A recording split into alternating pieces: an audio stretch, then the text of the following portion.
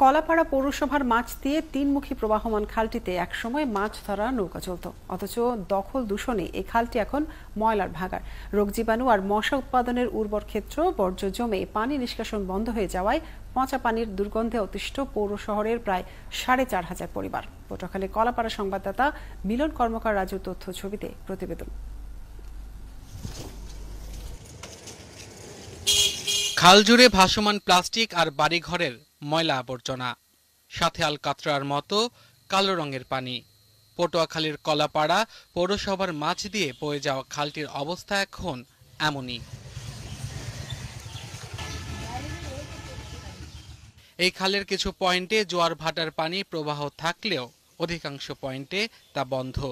এর উপর খাল দখল করে তৈরি করা হয়েছে একাধিক স্থাপনা। নৌকায় আগামুড়ে ভাড়াই গেছে এই খাল দিয়ে। এখন তো ময়লা আবর্জনা ঘরবাড়ি আটকাইয়া মশা মাছি। সাইডে সুইডে মরকের জ্বালায় গন্ধে থাকতে পারি না ঘরে। এরকম তো খাল ছিল না, পানি এতটাই পরিষ্কার ছিল মানে গোসল করা যাইতে।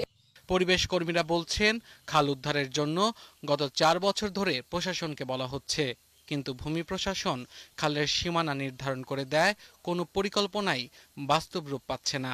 ৮৬-৮৭ দশকে যে খালটিকে কৃষি জমি দেখিয়ে বন্দোবস্ত দেওয়া হয়েছে, সেই খালটিতে এখনো আমাদের বুক সমান পানি রয়েছে।